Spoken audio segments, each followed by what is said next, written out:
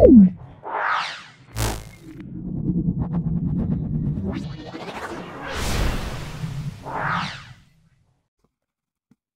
আমরা 5 নম্বর সেটটা সলভ করছি। ভালো করে দেখে নাও, তোমাদের অত্যন্ত কাজে লাগবে। বিগত দিনে আমরা 4টে সেট আপলোড করেছি, আজকে 5 নম্বর সেট চলছে। এই সেটগুলি ভালো করে মনে রাখতে পারো প্রত্যেকটা উত্তর, তাহলে অবশ্যই তোমরা পরীক্ষায় খুব ভালো মার্কস পাবে। দেখে নাও, আমি আরেকটা কথা বলে দিচ্ছি, আমরা মোট 10টা সেট আপলোড করব। 10টা সেট তোমরা ভালো করে পড়বে, খাতায় প্র্যাকটিস করবে। যদি সম্ভব হয় আরও কয়েকটা সেট আপলোড করব, কিন্তু এখন আমাদের মূল লক্ষ্য হলো 10টা সেট আপলোড করা। তাই যারা ফার্স্ট সেমিস্টারে পরীক্ষাতে যাচ্ছ, প্রতিনিয়ত ভিডিওগুলো দেখবে। প্রতিদিনই আমি নিত্য নতুন বিভিন্ন সেট আপলোড করছি। যদি ভালো লাগে একটা লাইক করবে, চ্যানেলটাকে সাবস্ক্রাইব করবে, আর তোমাদের সকল বন্ধু বান্ধবের মধ্যে ইউটিউব চ্যানেল লিঙ্কটা শেয়ার করে দেবে। চলে আসছি আজকে প্রথম যে প্রশ্ন, সেটা হলো, দেখে নাও 5 নম্বর সেটের প্রথম প্রশ্ন। টি সময় x অক্ষ বরাবর সরণ দেওয়া আছে, সি এর মাত্রা কি হবে? সি এর মাত্রা দেখে নাও, এখানে সি এর মাত্রা মানে সি এর মাত্রা বলবো এক্স এর মাত্রা বাই টি কিউ এর মাত্রা। এক্স এর মাত্রা মানে এল, আর টি কিউ এর মাত্রা মানে ক্যাপিটাল টি কিউ। তাহলে আমরা বলবো এল টি টু দি পাওয়ার -3। তাহলে আমরা অপশান সি বলবো। অর্থাৎ দেখে নাও, এখানে এক্স এর মাত্রা আমাকে সি এর মাত্রা বলেছে, তাহলে আমরা আরেকবার বুঝে নাও, এক্স এর মাত্রা তাহলে সি এর মাত্রা লিখবো এক্স এর মাত্রা বাই টি কিউ এর মাত্রা। এক্স এর মাত্রা এল, টি কিউ এর মাত্রা মানে ক্যাপিটাল টি, তাহলে L by capital T Q. তাহলে আমরা লিখবো L into T to the পাওয়ার -3 হয়ে গেল। এবার দেখো দুইয়েরটা, তাৎপর্য কোন সংখ্যাটিতে 3টি তাৎপর্যপূর্ণ অঙ্ক আছে? 3টি তাৎপর্যপূর্ণ অঙ্ক দেখে নাও, এখানে 3টি তাৎপর্যপূর্ণ অঙ্ক কোনটাতে আছে? আমরা বলবো অপশন সি।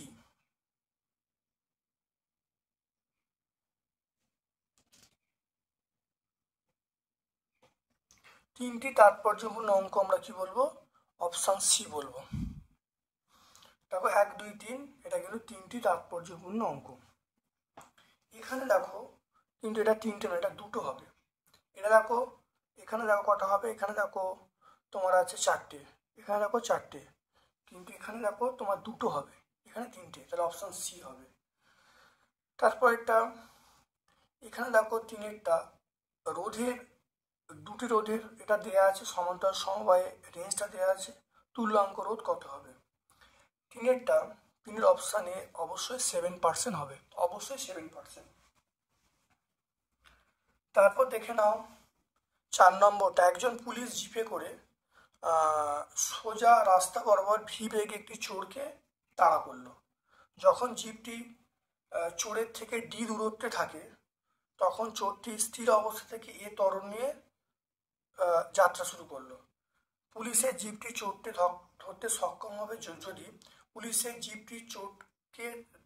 জিপটি চোরকে ধরতে সক্ষম হবে যদি কোন অপশানটা হবে? অবশ্যই অপশান বি হবে, যদি ভিটা অবশ্যই greater than equal to √2AD হয়।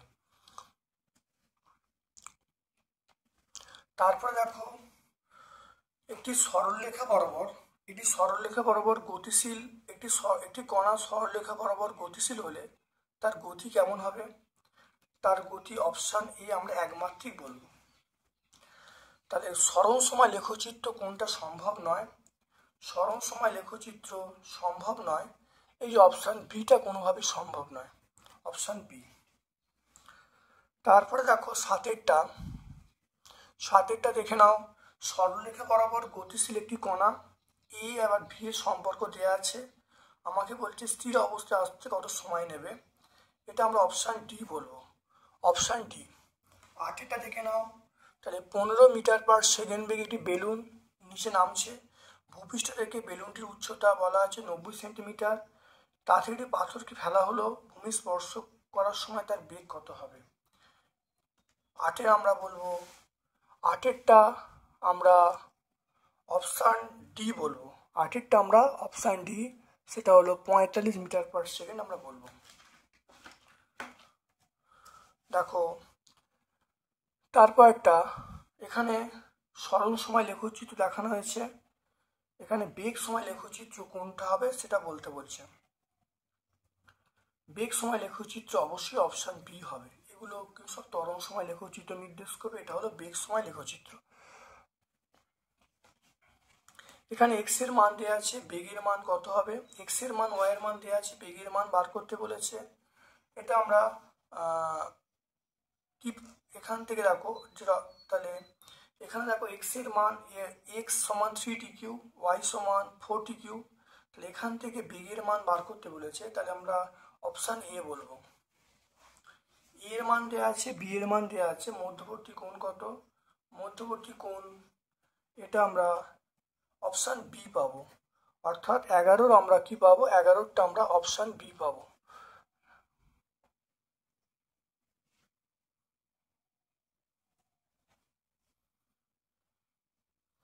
বারোটা দেখে নাও, 12টা দেখে নাও। নৌকার বেগ দেওয়া আছে, ভূমি সাপেক্ষে স্রোতের বেগ দেওয়া আছে, এর আপেক্ষিক বেগ কত হবে, 12টা আমরা অপশান সি বলবো। 13টা দেখে নাও, 13টা দেখে নাও, দুটি প্রক্ষেপ কোণের সীমার মান সমান বলা আছে, চলনকাল তাহলে কি হবে, চলনকাল আমরা বলবো, বিভিন্ন অপশান দেওয়া আছে, সেটা T1 T2 প্রপোর্শনাল আর হবে। তারপর দেখো 14টা দেখো এখানে বলা আছে এ এবং বি এই দুটো ভেক্টর দেওয়া আছে, তাহলে বি বরাবর এর উপাংশের মান কত হবে, 14টা আমরা এ বলবো, 14টা আমরা কি বলবো, অপশান এ বলবো, 14টা আমরা অপশান এ বলবো। 15টা এখানে টি মানে টি এর মান দুটো দেওয়া আছে, দেখা যাচ্ছে এখানে একটি বস্তু কণা এমনভাবে গতিশীল যে বস্তু কণাটির অবস্থান বিভিন্ন অপশান দেয়, মানে অবস্থান টি সমান 0-তে 2 মিটার 3 মিটার, টি সমান 2 সেকেন্ডে 6 মিটার 7 মিটার, টি সমান 5 সেকেন্ডে 13 মিটার 14 মিটার, তাহলে এখানে গড় গতিবেগ কত হবে, এটা আমরা বলবো 15টা আমরা বলবো অপশান ডি বলবো, 15টা অপশান ডি।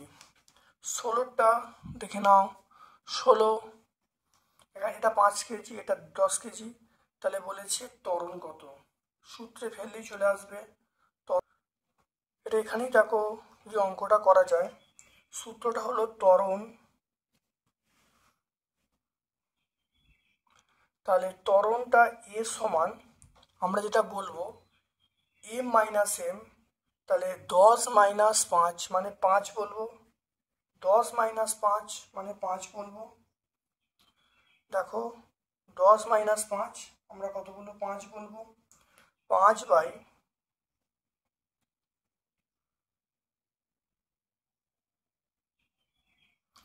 তাহলে 5 বাই এটা যোগ করলে কত হবে, যোগ করলে হবে 15, তাহলে এটা প্রথম বিয়োগ হবে দুটো ভরের বিয়োগ বাই দুটো ভরের যোগ ইন্টু জি, তাই এটা হলো 5/15 মানে 1/3, তাহলে G/3।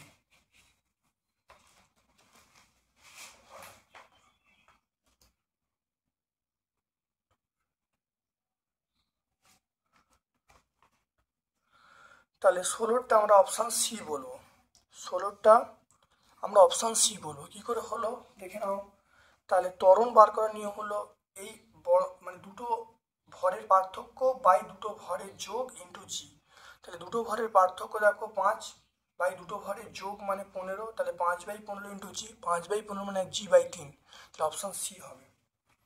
চলে আসো 17র এম ভর একটি বেলুন এ ত্বরণে নিচের দিকে নামছে, বেলুনটিকে এ ত্বরণে ওপরে ওঠানোর জন্য বেলুনটির ভরের কি পরিমাণ হ্রাস হবে, তাহলে এম ভর একটি বেলুন এ ত্বরণে নিচে নামছে, বেলুনটি এ ত্বরণে ওঠানোর জন্য বেলুন থেকে ভরের হ্রাসের পরিমাণ কত হবে, এটা একটা ইম্পর্টেন্ট থিওরি, অবশ্যই ভিডিওতে আছে, তোমরা ভালো করে দেখে নেবে, অপশন এ হবে।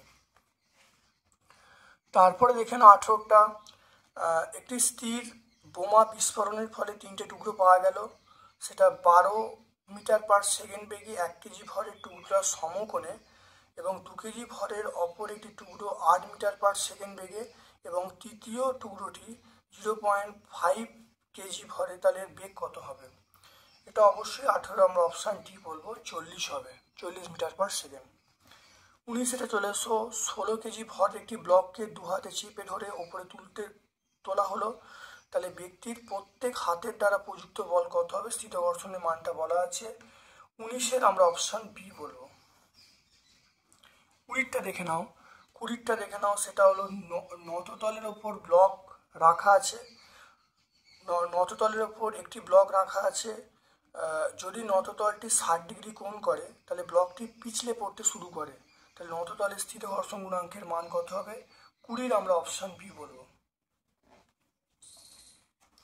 21 দেখে নাও, একটি সমবৃত্তীয় গতিতে তাহলে কোনটা হবে? সেটা এটা সমবৃত্তীয় গতিতে আমরা বলবো সেটা হলো ত্বরণ স্পর্শকের সঙ্গে সমকোণে ক্রিয়াশীল, অপশান সি বলবো। 22-এর ওমেগার মান দেওয়া আছে, আর এর মান দেওয়া আছে, কৌণিক বেগ কত হবে? ওমেগার মান দেওয়া আছে, আর এর মান দেওয়া আছে, কৌণিক বেগ কত হবে? 22-এর আমরা অপশান সি বলবো, 22-এর আমরা অপশান সি বলবো। একটু দেখে নাও কি করে হচ্ছে, করে দিচ্ছি দেখে নাও। মান বলেছে ভি এর মান, দেখে নাও ভি সমান আমরা বলবো ওমেগা ক্রস আর, তাহলে ওমেগা মানে 2k ক্যাপ আর আর মানে 2i ক্যাপ 2j ক্যাপ, তাহলে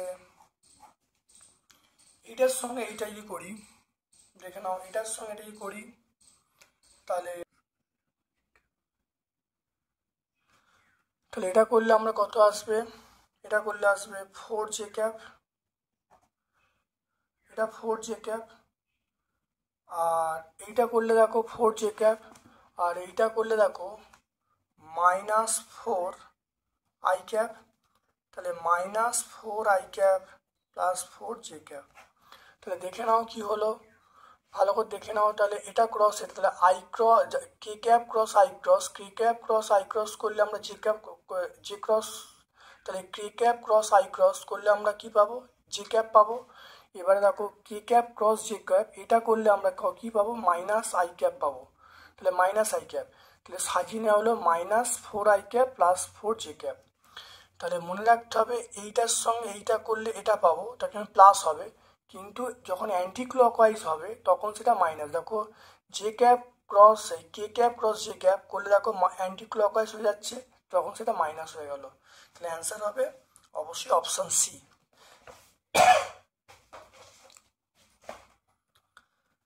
তাহলে অ্যান্সার হবে অপশন সি। 23-এর দেখে নাও, একটি কণার কৌণিক ত্বরণের সঙ্গে সময়ের সমানুপাতে পরিবর্তিত হয়, এখানে কৌণিক বেগ কি হবে? 23-এরটা আমরা বলবো সেটা অপশান বি বলবো, কৌণিক বেগ হলো এইটা, অর্থাৎ ওমেগা সমান ওমেগা 0/2 kT²। 24-এটা এখানে একটি বস্তু কণার ভরবেগ 100% বৃদ্ধি পেলে গতিশক্তি কত বৃদ্ধি পাবে? এটা আমরা অপশান সি বলবো, 300% বৃদ্ধি পাবে, অপশান সি। 24-এর আমরা অ্যান্সার কি বলবো? অপশান সি বলবো। একটি বস্তু কণার গতিশক্তি 100% বৃদ্ধি পেলে একটি বস্তু কণার ভরবেগ 100% বৃদ্ধি পেলে গতিশক্তি বৃদ্ধি পাবে 300%।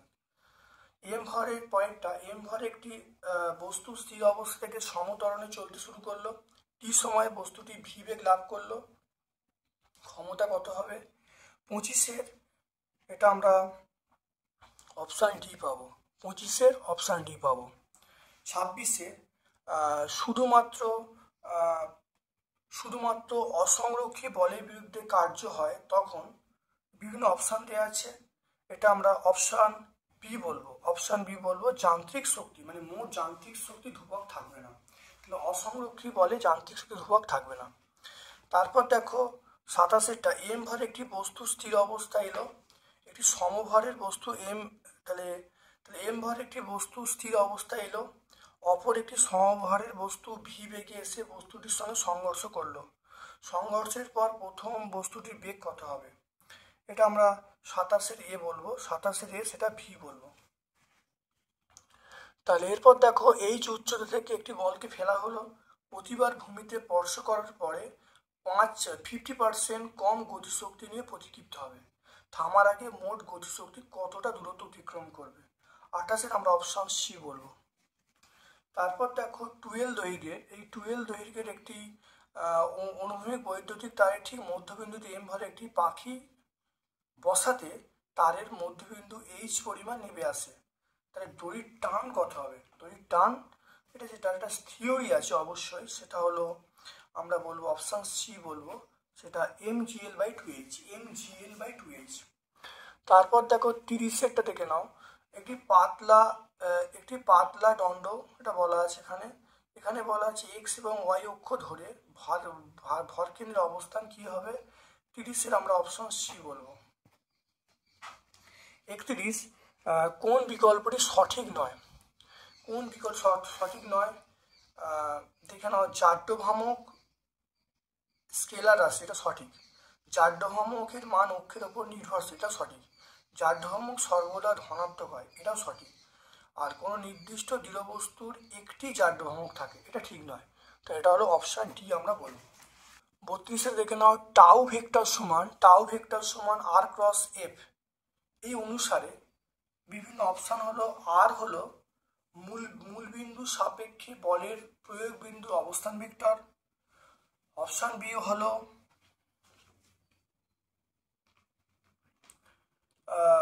আর হলো মূলবিন্দুর অবস্থান ভেক্টর, আর এবং এ পরস্পর লম্ব, আর শূন্য হলে তাই টাউয়ের মান শূন্য নাও হতে পারে।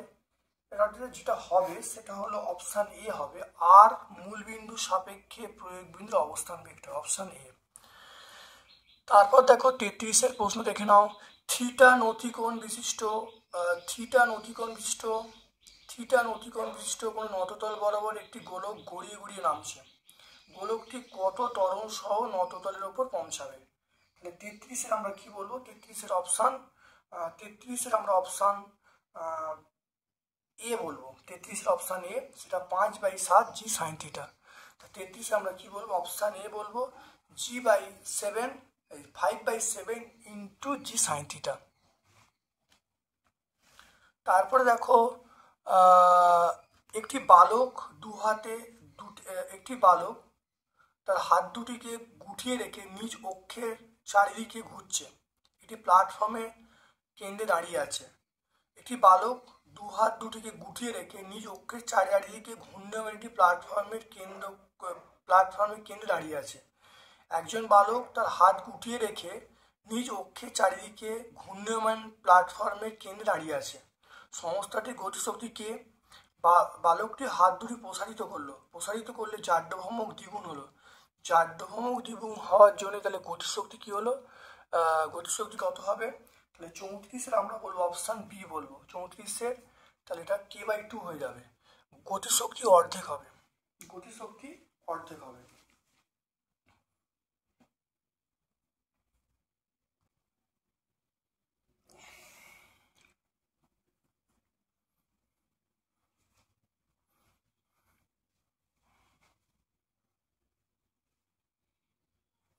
5 নম্বর সেটটা শেষ।